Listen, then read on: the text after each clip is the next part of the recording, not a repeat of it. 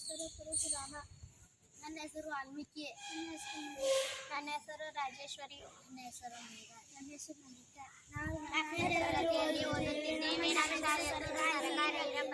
ಶಾಲೆ ಸಂಬಾಪುರ್. ಇಂದಿನ ವಿಷಯ ಭಾರತದ ದ್ವೀಪಗಳು. ಭಾರತ ದ್ವೀಪ ಎರಡು ಮುಖ್ಯ ಸಮೂಹಗಳಿವೆ. ದ್ವೀಪಗಳೆಂದರೆ ಸುತ್ತಲೂ ನೀರಿನ ನಡುವೆ ಭೂಮಿ. ಶ್ರೀಹರಿಕೋಟ ಭಾರತದ ಉಪಗ್ರಹ ಉಡಾವಣಾ ಕೇಂದ್ರ. ಇವರು ದ್ವೀಪ. ಪ್ರಮುಖ ದ್ವೀಪಗಳು ಮತ್ತು ಸಮೂಹಗಳು: ಅಂಡಮಾನ್ ಮತ್ತು ನಿಕೋಬಾರ್ ದ್ವೀಪಗಳು. ಇದು ಸುಮಾರು 572 ದ್ವೀಪಗಳನ್ನು ಒಳಗೊಂಡಿದೆ. ಬಂಗಾಳ ಕೊಲ್ಲಿಯಲ್ಲಿರುವ ಅಂಡಮಾನ್ ಮತ್ತು ನಿಕೋಬಾರ್ ದ್ವೀಪಗಳು ಮತ್ತು ಅರಬ್ಬಿ ಸಮುದ್ರದಲ್ಲಿರುವ ಲಕ್ಷದ್ವೀಪಗಳು.